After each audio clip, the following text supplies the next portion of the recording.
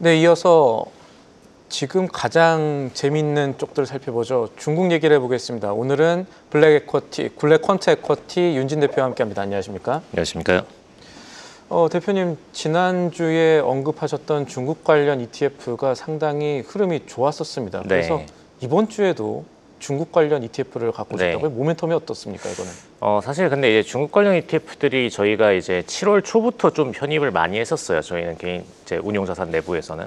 그래서 사실 이런 부분들이 왜 중요했었냐면은 어쨌든 지금 미국장 같은 경우에는 AI 중심으로 상승세가 굉장히 도드라지게 나오다 보니까 이제 하이밸류에 대한 부분들이 굉장히 많이 주목이 되고 있거든요. 그래서 현재 시점에서 미국 증시 같은 경우에는 미국 투자자들도 공격적으로 새롭게 자산을 편입하는 것에 대해서 상당히 좀 꺼리는 편입니다. 근데 그런 반면에 지금 미국 증시 내부에서 자산들은 부분적으로 기축통화국으로 빠져나가고 있고요. 근데 이 자산들이 어느 국가로 집중적으로 배치될 것이냐가 가장 중요한 시점인데, 사실 지금 시점에서 제일 중요한 건 어쨌든 AI라는 큰 흐름, 산업혁명에 대한 흐름 속에서는 가장 어쨌든 중요한 토픽이 있기 때문에 AI에 대한 흐름을 가장 잘 가져갈 수 있으면서도 동시에 미국의 대체 투자 자산이 될 수 있느냐, 이게 가장 좀 중요한 시점인 것 같습니다. 그래서 아무래도 그런 부분들 고려할 때 중국 증시가 좀 중요한 상태가 아닌가 싶습니다.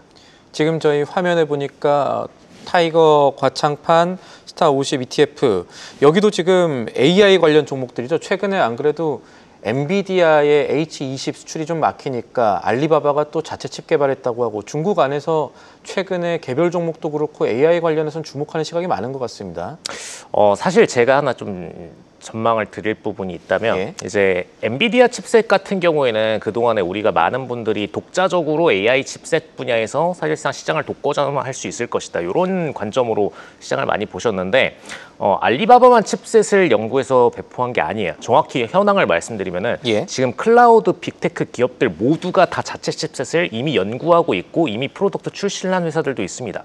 뭐 구글 같은 경우에도 그렇고요. 지금 뭐 마이크로소프트 같은 경우에도 내부적으로 대체 칩셋 연구하고 있고, AWS도 마찬가지예요. 그래서 지금 사실상 어떻게 보셔야 되냐면은 모든 빅테크 클라우드 기업들이 추후 1에서 2년 내에 본인들의 칩셋들을 본인들 클라우드 내부에 도입을 시작할 거다라고 다 보시면 됩니다. 그래서 지금 시점에서 뭐가 중요해졌냐면은 엔비디아 같은 경우에도 이 클라우드 대상이 굉장히 큰 매출이었고 이들이 사실상 주 고객이었죠. 근데 이들이 실질적으로 앞으로 한 3년만 지나도 엔비디아한테 직접 수주하는 매출이 급감할 수 있다, 혹은 최소한 비중은 줄어들 수 있다라는 부분입니다. 그래서 이전과는 명백히 좀 차이가 있다라고 보시면 좋을 것 같고요.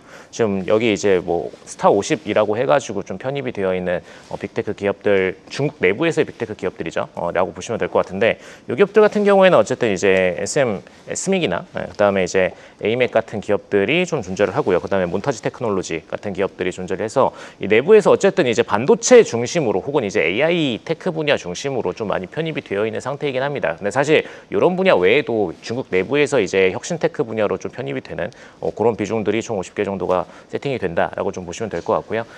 일단 기본적으로 포트폴리오 자체를 가져갈 때 중국 증시 자체는 종합적으로 성장률이 그동안에 한 3에서 4년 동안에는 오히려 눌림이 굉장히 강했었고, 이제 올해 와서야 본격적으로 상승세가 나오고 있는 상태라서 이런 분야들에 대한 집중적인 상승세가 이제서 시세 분출이 되고 있다, 좀 보시면 될 것 같습니다. 저희가 중국 증시 얘기하고 있지만 결국 AI라는 더 큰 주제 이야기하고 있기 때문에 꼬리 질문 하나를 드릴게요. 엔비디아가 이 맞춤형 반도체 시장이 더 커지게 되면 엔비디아가 지금 갖고 있는 이 독점적 지위를 유지하지 못할 가능성이 있다, 이게 지금 시장이 조금 걱정거리인데, 이건 어떻게 생각해야 될까요?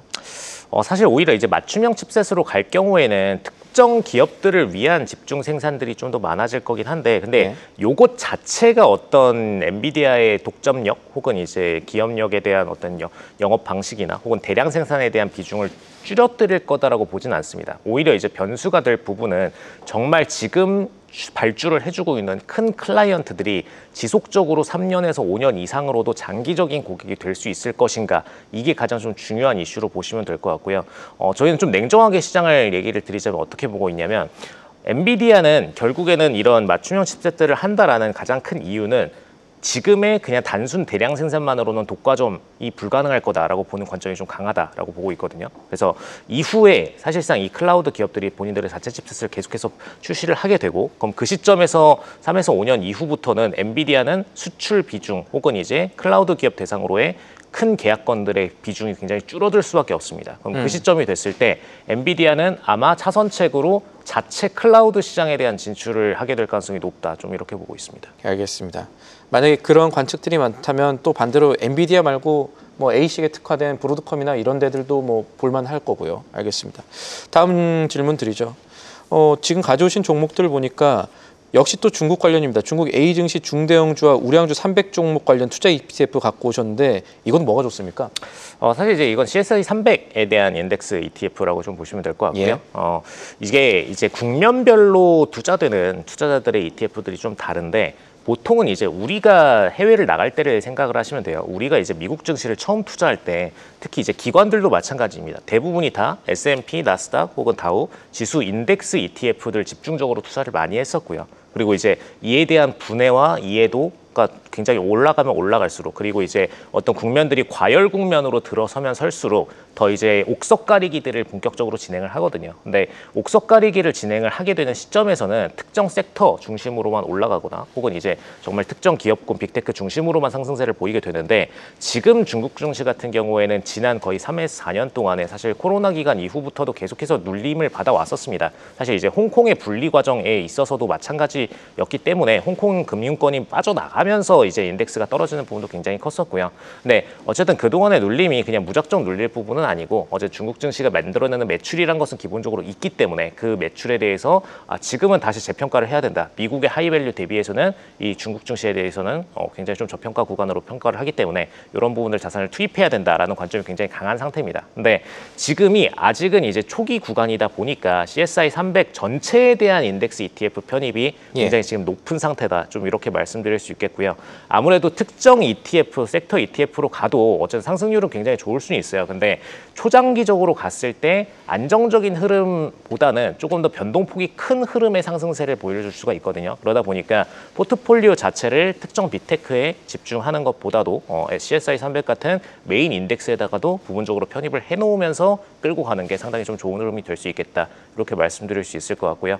한 가지 근데 좀 팁을 드리자면은, 최근에 이제 저희가 7월부터 편입해가지고 지금 한 8월 말까지 상승세를 좀 크게 보긴 봤어요. 근데 지금 시점에서는 상당히 이제 좀 피크되는 흐름이다. 그러니까 단기적으로는 한 달 정도 동안은 피크되는 흐름이다. 이렇게 좀 평가하는 분들이 있거든요. 그래서 그런 부분들 고려할 때 비중을 지금은 아직은 이제 두 자릿수 이내 정도로, 한 자릿수 정도로만 이제 우선 편입을 해놓고 그 이후에 순차적으로 조정받는 구간마다 늘려가시는 방향이 조금 현명하지 않을까 이렇게 생각이 듭니다.